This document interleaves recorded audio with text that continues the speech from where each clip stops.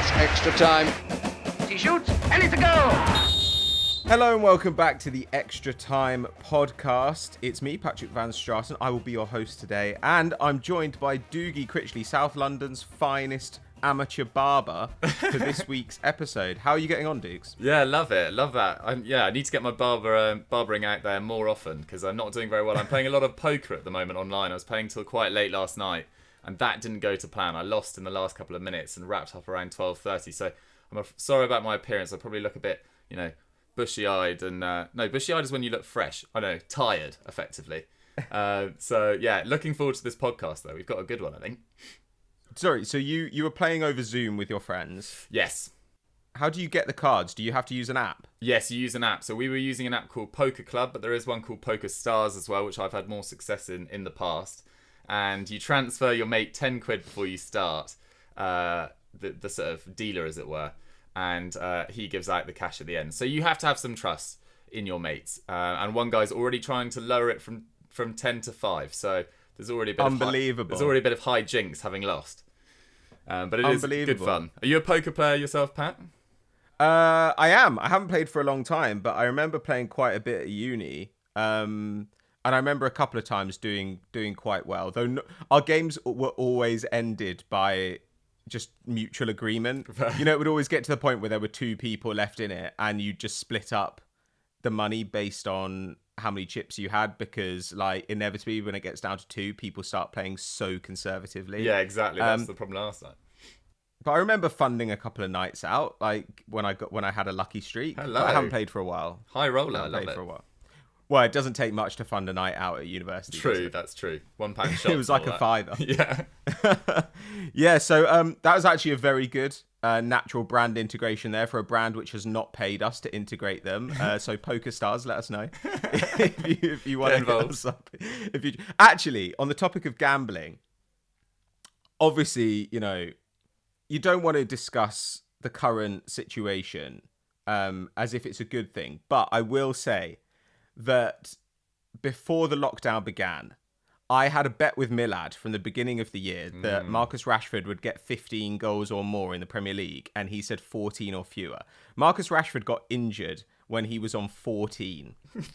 And obviously, because of the way the season was going, it looked very unlikely that he'd be able to come back in time to actually play a part in the latter stages of the season. Whereas now, if he comes back and plays and scores one more goal before the end of the year, then look, Milad will be embarrassed and will have to give me money. And to me, that is a sort of win. I'm not sure whether you want to upset like a gambling addict like that, Milad. Like he'll just come back for more next year. Oh, Milad Brooks. Yeah, but that's good. When he gets frustrated, that's when he starts making insane bets. So I've got that one with him, and I've got another one with Henry, which is I bet that Newcastle would finish 15th or lower in the Premier League. God, he was very confident in Newcastle. Right now he's ahead on that one, but I still think I've got a pretty good shot there, to be honest. Like that one really could go down to the wire, so I'm intrigued to see how that'll end up. If the season doesn't get completed, you better believe that I'm gonna call my lawyer and try and get out of that particular 20 quid bet. I love it. So today we were talking a little bit about how the transfer market is going to go this summer. Now, obviously there are loads of stories at the moment about how teams are not going to have much money, how they're going to be restricted to maybe some free agent deals or cheaper ones. But the transfer rumour mill is in full operation. So what we kind of wanted to do is look at the players who are going on a free this summer or have 1 or 2 years left on their contract. And who you might be able to get for a kind of knockdown fee. So say you're a mid-range club and you've got aspirations of getting into the Champions League, or just generally moving up in the world. How can you improve your squad this summer with the assumption that you're not going to have very much money to do it? So we've taken a little look at some of the players who are available this summer.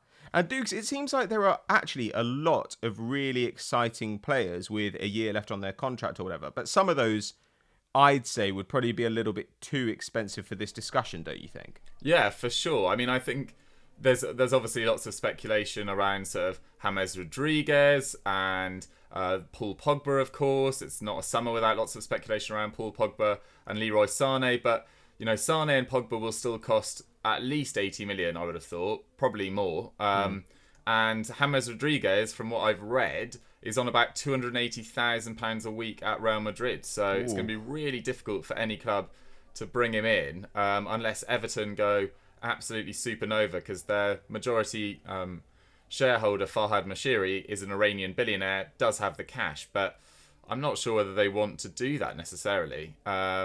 So it'll be interesting. But there's plenty of, more sort of attractive options as well, Pat. Yeah. I mean, Aubameyang, you could argue, kind of sits between the cheaper options and the more expensive options, in that he might go for a slightly knockdown fee. But I think it's going to be really weird there, because Arsenal fans don't want him to go because he's their best striker. But on the other hand, the sensible thing to do is probably to sell him. If you give him a new contract, you're probably going to have to give him a wage boost, a long contract that lasts into his mid-30s. Whereas if you sell him, you can then reinvest in some other areas of need around the squad. The problem with that is you'd need to sell him early in a transfer window, so you'd have the money to then go out and get guys. And if you want to sell him early in the transfer window, then clubs are going to know that you're going to accept a knockdown fee. And then you're in a position where maybe you're getting 40 million or 50 million. Do you think that the transfer market this summer could be determined by one or two early moves? Because it seems like it could be reset by this whole situation in a similar way to the way the Neymar deal kind of changed everything to make everything more expensive, if that makes sense. Yeah, I think it will definitely be a resetting. I think agents have already said as much as well. I think we'll see, where before sort of players that would have before been valued around £40 million going for sort of 60, 70. I think that will be completely reset. They'll be going for between 30 and 40. And I think we'll see a lot more swap deals as well. I think there'll be clubs that will be quite intelligent and realise, that say Arsenal have to get rid of Aubameyang given his contract situation. Maybe they could say to Real Madrid, can we get Luka Jovic? Or Barcelona, can we get Ousmane Dembele thing in? I think this will be the summer where swap deals become really quite beneficial for both clubs. And if it can be sorted out, although with swap deals, you've obviously got two agents to deal with, you've got two sets of contracts to work out. They're not easy, but I think it could lead to a bit of an increase in swap deals. Yeah, I completely agree. So let's go into our player acquisitions then and have a look at who we're taking. So just to clarify this a little bit, the team I've had in mind is kind of Arsenal. Just for Makes the sense. signings I'm targeting are kind of for a club of about that size, and with probably some limited funds, but a little bit of money to do a couple of things. Have you picked a team, just to kind of clarify your thoughts? Yeah, I have. I went actually for Valencia. They're not a team that I take a particularly big interest in, but I thought they could be quite interesting for this because they've had a pretty weird La Liga season, which I'll get into in due course. But yeah, Valencia is the club I had in mind. Yeah, so what we're doing here is not exactly rebuilding Valencia and Arsenal, but essentially showing the cheap signings you could make to get your team into the Champions League this summer. So, Dougs, what do you think are the areas of need, and where do you think you can find value in the current transfer market? Well, for Valencia, or for any, Valencia have struggled defensively massively this year. No one has conceded more than their 39 goals in the top 11 in La Liga, and they have the third worst defence according to expected goals. They've actually conceded the same amount of goals as 19th place Leganés. Despite being 7th, they're still only, I think they're 5 points off 3rd place Sevilla and 4 off 4th place Real Sociedad. But they've really got there through, I don't really know how, to be fair, because none of their forwards have particularly shone either. Maxi Gomez is their top scorer with 9 goals. Kevin Gamero's chipped in with a couple. Dani Parejo, Ferran Torres. But they're the only players to get over 4 goals. So for Valencia, or any club looking for defensive recruitment, I thought of a couple of players. And with Valencia in mind in particular, Jose Gaya has been linked with a move for quite a number of months now. Chelsea was supposedly interested. PSG was supposedly interested as well. So for a left back, they could look at Hassan Kamara, who Joe mentioned on the podcast a couple of months ago at Reims. Yeah. Very good defender. Close to 6 tackles and interceptions, but quite unproven. And Joe's point was quite crucial that he is very small, which might not be. He's like 5'6", 5'5". Yeah, which might not be the best in a top 5 very physical league. So another player that I pulled out is Douglas Santos. He's 26. He's the left back at Zenit St. Petersburg, who he joined from Hamburg last year.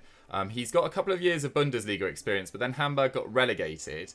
And at the end of last year, he just followed a good money move for him. A lot of Brazilians have a history in Russia as well. It's not completely unheard of. And he's been absolutely phenomenal in Russia. So he's played 22 Russian Premier League games, 3.9 tackles and interceptions, which goes up to 4.8 in the Champions League. So he's a very solid defender. 2 key passes and 1 dribble per 90. So what we're seeing from these stats is that he is too good for the Russian Premier League. Only 26. He actually, builds a lot of their play there as well, despite being the left back. So over 50 passes per game, an 85% pass accuracy, and his contract expires in 2021. And he's got a market value, according to Transfermarkt, which always slightly undercut players' values, I always think, at 9.9. So I think you could get him for around 15 million pounds, around that mark, maybe slightly more, and he'd be well worth a look at. Yeah, he sounds like a really interesting player. Were his numbers also good in Germany? Yeah, they were, but then because his last 2 seasons, I think, in Germany were spent in the Bundesliga, the second tier. I didn't want to take too much from that, but when he was in the Bundesliga, he looked really exciting. But he was only about 22, 23 back then, so he seems like he's matured quite nicely. And for this sort of, I wouldn't necessarily recommend him for a club chasing the Champions League title, but for Valencia, I think he's quite a good pick. Yeah, definitely. Well, I've actually started off with a defender too, because I was looking at Malang Sarr, who is available on a free this summer. Nice. I think it was confirmed a couple of days ago by Nice that he will leave on a free transfer this summer, but his destination is not yet confirmed. And it's amazing to me that he hasn't signed a pre-contract with somebody, given his profile. I mean, he's been quite a big name in the transfer market for a few years now. Broke through in 2016-17, so he's only 21, but he's already got over 100 Ligue 1 appearances. And he's just a really good active defender. He's 6 foot tall, so he's not huge, but he's extremely fast. And he's left-footed, which is always valuable in the market. Yeah. Really good passer, over 70 passes a game, 4 long balls, 90% accuracy. I think this season he's at 3.5 tackles and interceptions per game, and that's actually down from the previous season. He's making a lot of defensive actions for a centre-back, and he's always got very high interception numbers specifically. And that kind of makes me think that he has good game reading. He knows when to step out and when not to. And despite the fact that he is quite an aggressive front foot defender, he only commits a foul every 2 games currently. So to me, he's got the kind of, I guess, the aggression that you often see in young defenders, but without the propensity to commit errors. Yeah, the carelessness. Yeah. I did not say that right. But I just think he'd be an excellent signing. And if you're a club like Arsenal, I actually think that this is probably a good summer to put your hand in your pocket. I mean, he's obviously free, but you'd have to give him decent wages. But given that a lot of clubs are not really going to be investing, and the smaller clubs are extremely reliant for their continued financial health on money trickling down from the bigger sides, I think that it's probably a good window to go to some of these teams in Ligue 1 and in the Championship and say, this star player who you would previously ask 30 mil for, we don't have 30 mil, but we'll give you 20, and maybe you can pick those guys up. And similarly, when you are in contract negotiations with someone like Sarr, maybe you can say to him, look, we'll give you this initial salary of X amount, and then once we get back to a position where we're earning the normal amount that we get from match day revenue, from TV money, we will boost your wages up. I think you could kind of bake that into somebody's contract early on and maybe nab yourself a good deal. But I think Malang Sarr is pretty much good enough to go to almost any club. Certainly on a free transfer, it's almost no risk whatsoever. He's a France youth international, 21 years old. What more could you want? And with Arsenal bringing in Saliba this summer, I think they'll probably try and shift Mustafi or Luiz or Socrates, preferably 2 of those. He seems like he'd be a very good signing. Of those 3 that you, just quickly before we move on, of those 3, which would you most, obviously you'd probably like to see Mustafi leave, but who out of David Luiz and Socrates would you most like to keep? Probably probably David Luiz. I mean, they're both fairly error prone, but David Luiz adds a little bit more with his passing. He's looked much improved under Arteta, I thought, David Luiz, until the break. Yeah, I think so as well. And more importantly, he just does give us a different option passing out of the back. Like, I think that's so helpful. And also, if you were to ever try and switch to a 3 at the back, you know, for particular games, I think he'd be extremely useful. With Socrates, I just think Socrates is a sort of big, aggressive, physical defender. Those attributes are only going to diminish as he gets older. Whereas David Luiz, those attributes have already diminished, but he's still got the passing at least. So probably Socrates. But to be honest, if somebody comes in with a decent offer for either of them, I think you have to sell. Yeah, but on Malang Sarr, I think that's a really good option. And there's a couple of quite interesting centre-back prospects that clubs could look at this year. I mean, you put down on your sort of reading that Tanganga's only got, I think it's 1 year left on his contract, doesn't he? And right. Since coming into the Spurs team for that game against Liverpool, I think he's been absolutely awesome. I mean, it's limited minutes. I think he's only made 6 Premier League appearances, so only just over 500 minutes. But 4.8 tackles and interceptions, looks really good in the air. Comfortable playing at right back, comfortable playing at right centre back, comfortable playing in a 2 or a 3-man defence as well. Although I think it's quite unlikely Spurs would be willing to sell him, but he's not on a big wage. So could potentially look at that. And then my other centre-back suggestion was 23-year-old Villarreal centre-back Pau Torres, who only makes 1.8 tackles and interceptions per 90, which doesn't sound great, but like sort of Virgil van Dijk, he's not sort of he's more of a reader of a game rather than like an aggressive centre-back. Someone like Vincent Kompany was always very aggressive. Pau Torres is a back foot defender. Completes 92% of his tackles when he goes in for the ball. For a bit of context, Van Dijk is on 80% this season. So his decision making is really solid. His execution on when to come in and make an impact is really good as well. 45% aerial dual win rate doesn't sound great, but I don't really know why that is because his last 2 seasons has been well over 60%. So maybe he's just having a bit of a down year in the air. I'm not quite sure. But he's a really good passer as well. Close to an 85% pass accuracy, 59 passes per game. Completes more long balls per 90 than Jasper Cillessen in Valencia's goal. That's why I looked at him. And Barcelona are supposedly interested in him, which is the only slight concern. But his market value is around £14 million. So he could be another player that you'd potentially want to look at centre-back. Yeah, plus we've talked before about Mohamed Salisu at Valladolid, who has supposedly a €12 million buyout clause. I remember as well, you at one point, I think, it might have been on the podcast, brought up Reims centre-back Axel Disasi, who is also, I believe, available for a song this summer. He might have a contract that's coming to an end next year. Oh, nice. I don't actually remember bringing him up. Maybe it was someone else. Yeah, well, he's a 22-year-old centre-back who's performed very well this season, alongside Hassan Kamara at Reims. But who else have you got? Who else are you looking at? So I was got quite excited this morning when I found someone on Who Scored. I've got to admit, I don't watch a lot of AZ Alkmaar, but I was really excited when I looked at his stats and then watched him on YouTube. You can never really get a good judge of a player on YouTube, so I did put out... Is this Myron? No, it's not. It's Toyn Koopmeiners. My Dutch pronunciation is awful. But he's a 22-year-old who came through the AZ Alkmaar Academy. He can play at centre-back or defensive midfielder. And he's capped all the way up to the Dutch under-21 levels. He's got 3 years of experience playing for RZ. And he's made 27 appearances this season in midfield, but can also play in defence. And he just looks absolutely phenomenal at that level. So he's got 14 goals and 3 assists from central midfield or defence in 33 League and Champions League games. Admittedly, he takes penalties and set pieces, but he can hit free kicks like he's sort of like Virgil van Dijk on free kicks, similar to when Van Dijk was at Celtic. Anyway, he's just got so much technical quality, and from his highlights on YouTube, like he is a phenomenal ball player. There was one ball that he played over the top for I think it was Baudu. In the game against Ajax away from home, which led to an assist, which was just absolutely perfect. And his stats look a bit like this. So he completes 3.1 tackles and interceptions, which rises to 3.6 in the Europa League. Obviously, these are slightly skewed by the fact he plays in midfield and defence, so it's difficult to get a judge of where he really plays, or where his statistics show he should play, rather.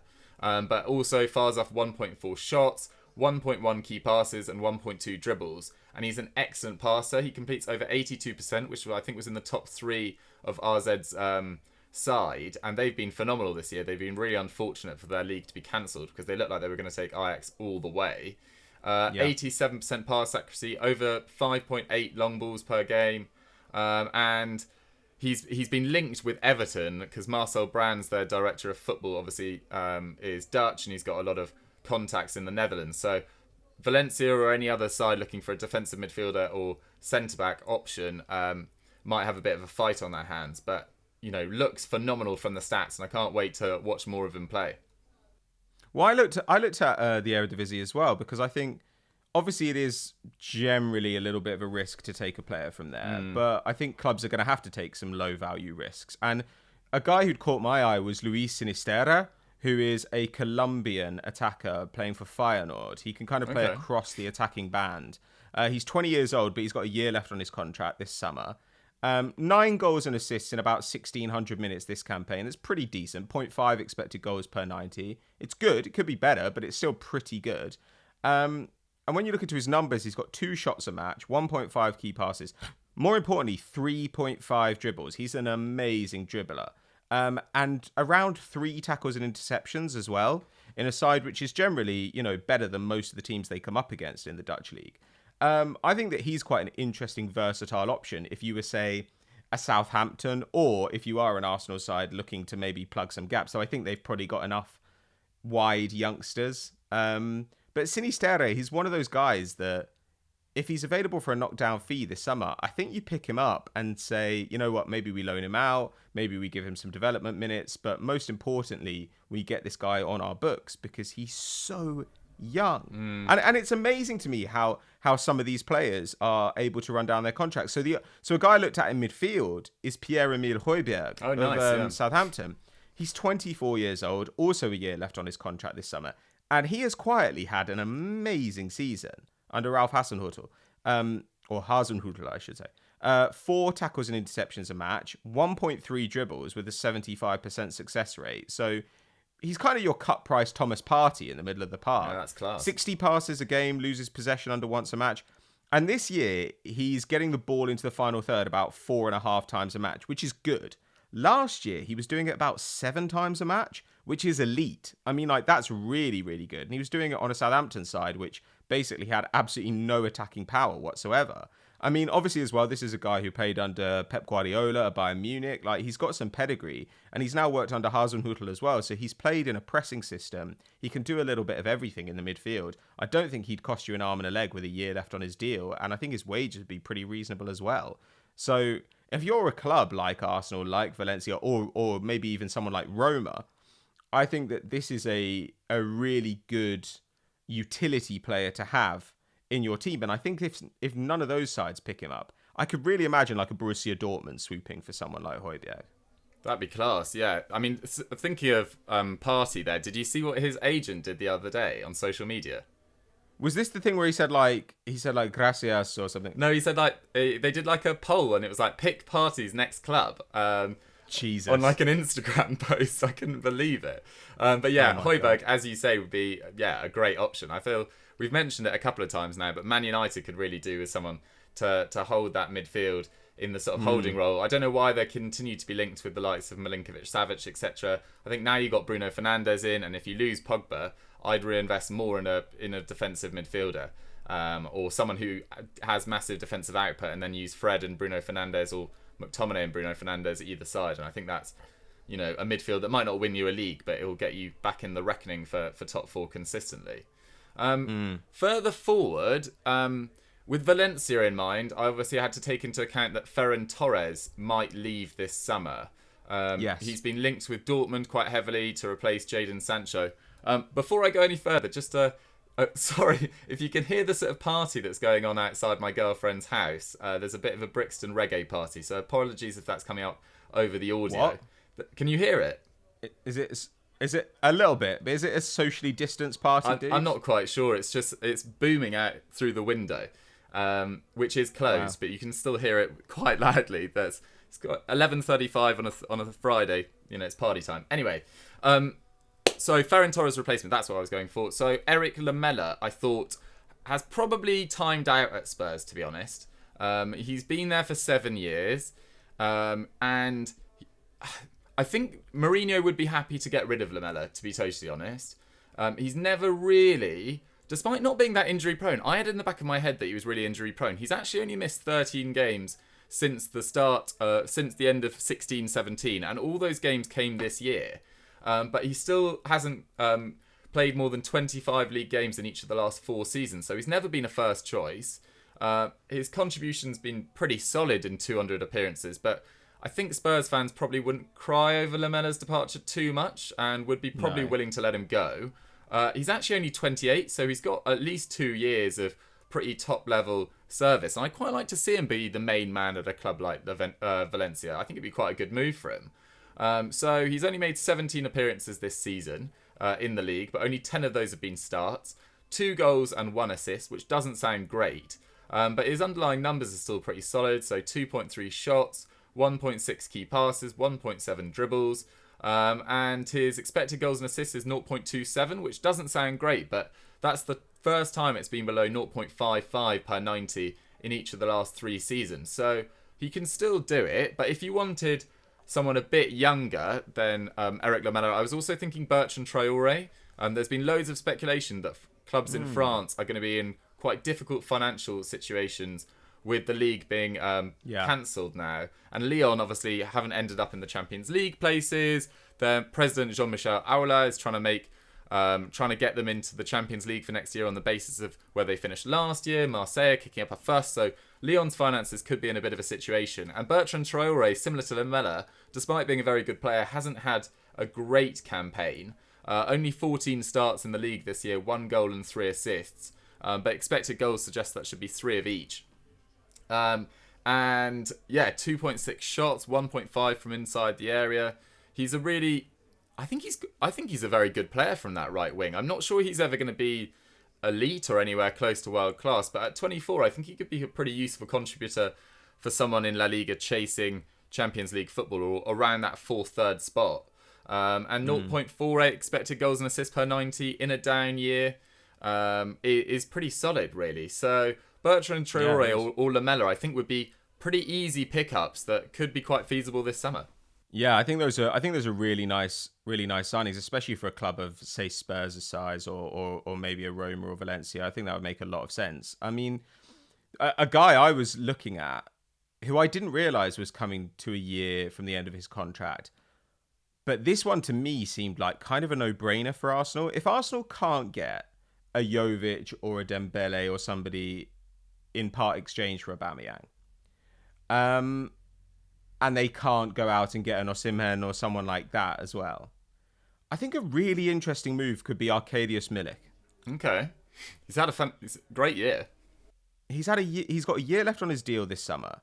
And I think that there's a lot of concern about him still because of that injury he had 2 years ago. But that was 2 years ago now. And since then, last year he was at 0.65 expected goals and assists per 90. This year he's at 0.83. So he's only played 1,200 minutes in the league, though in a pretty ramshackle Napoli side. He scored 9 goals. Last year, he got 17 goals and 3 assists, which is really, really impressive. I mean, this is a guy who's taking 4 shots a game and has done pretty much the whole time. Well, he was doing it in the Netherlands, and he's done it pretty much the whole time he's been in Italy as well. 1 key pass as well. And he only turned 26 in February just gone. So you've got quite a few. So if you're a club like Arsenal, where you're potentially losing Aubameyang, but you do have Lacazette there, and you do have Martinelli there, but you want some more depth because you're maybe not sure, then I think Milik would make a lot of sense because you know that if he gets injured, it's not a disaster because you've still got Lacazette and Martinelli. If he's amazing, then great, he'll be your starting centre forward. He's young enough to make a decent contract worthwhile. Again, because he's coming out of Serie A, I don't think his wages would be obscene. I think he'd make a lot of sense for Arsenal. I think he'd make a lot of sense for Spurs as well. Like, I mean, yes, it would be difficult to go from like starting centre forward for Napoli to maybe a backup forward at Spurs. But I think it's pretty clear at this point that the backup centre forward at Spurs is going to get a decent number of minutes. Harry Kane is more injury prone than Arkadiusz Milik over the last 2 seasons, to be sure. And you can offer him much bigger wages. I really think that there should be quite a lot of suitors for him. And if it weren't for his injuries, I do think we'd be talking about him as a signing for a top club. But because those clubs are going to be a little bit suspicious, I think this is an opportunity for a smaller team to go out and get him. I think even Leicester might want to think about it. If you could get him for a knockdown fee, maybe 30 mil or something because of his injuries and because of the current financial situation, that would be an amazing signing, and he'll see you through for another 3 or 4 years. Yeah, he's such a good finisher, and he's such a good physical specimen when at full fitness as well. Really strong, really powerful, surprisingly quick as well. My only concern is that I'm not sure Napoli will want to lose Mertens, possibly Koulibaly and Alan in the same summer. Supposedly, sure, Koulibaly and Alan are going to leave this summer. I know Koulibaly's linked with a load of Premier League clubs, which we discussed in more detail on Continental Club last Friday. So that would be my only concern. But yeah, I like it as a shout. But if you sell like Koulibaly and Alan, though, you might still just lose Milik for free next year. That's the thing. Like, if you're going to sell one of those players, you'd be better off selling Milik, right? Because you can keep Fabian Ruiz on a long contract. I don't know how long Alan and Koulibaly have left, but they've probably got more than a year. I forgot that Milik's only got a year. Okay. That does change it. So, I mean, but I know what you're saying. Like, you wonder if they're going to be willing to overturn the entire squad. But this is a summer where, as bad as it sounds, like, teams with money can go in and strong-arm teams without money. For sure. And, it's not just that some teams will have more money. The opposite also works. The selling club will be even more desperate for money as well. So it's not just about who's got the most money. It works both ways. So Napoli could be forced into a bit of a tricky situation. My striker, I didn't spend a long time on this one because for Valencia, in this case, they don't really need one. It's not an area of particular concern. They've got Maxi Gomez, who has had a solid debut campaign. Kevin Gamero, who I think is 32 now. So he could possibly be replaced. And Rodrigo as well, who hasn't had a great campaign in front of goal, but has got about 6 or 7 assists. So he's been pretty useful. But I thought a player that they could look at for the future is 20-year-old Dusan Vlahovic from Fiorentina. Only signed from Partizan Belgrade in 2018. Didn't play a lot in 18-19. Has made 22 Serie A appearances this term. Only 10 starts. And has linked up really well with Chiesa in those starts and has 6 goals. Close to 4 shots per 90, 0.5 key passes, which you probably want to see more of. But I think that could come. 1.6 dribbles, nearly 0.6 expected goals and assists per 90, which for a 20-year-old is really quite impressive. Albeit a lot of these minutes are off the bench. So I'd like to see him have a full campaign. So maybe this isn't for this summer, but could be one for next summer. Although the only downside is his contract does run until 2023. So Fiorentina won't be in any, don't feel any need to sell really. And they'll want to see how he develops in Florence. So potentially one to keep an eye on rather than this summer maybe. Yeah, well, I think we've got some good players in there, and there are plenty more bargains available. I mean, Michy Batshuayi's got a year left on his deal. Actually, let me just tell you some of the players who are out of contract or have a year left on their deal. Tanguy Kouassi, the highly rated PSG centre-back. Meunier and Kurzawa, they're both going on freeze this summer. Willian, Mertens and Ryan Fraser are obviously all available on freeze. And then out of contract next year, Gianluigi Donnarumma. Tasty. Which, I mean, is crazy. Brais Mendes, Ricky Puig, who's obviously this highly rated young central midfielder at Barcelona. Pione Sisto. Arsenal's Bukayo Saka. Willy Bolly and Fabian Schär, if you wanted a cheap centre-back to kind of tide you over. Zielinski, Tonali, Martin Duron, and El Cid Husai.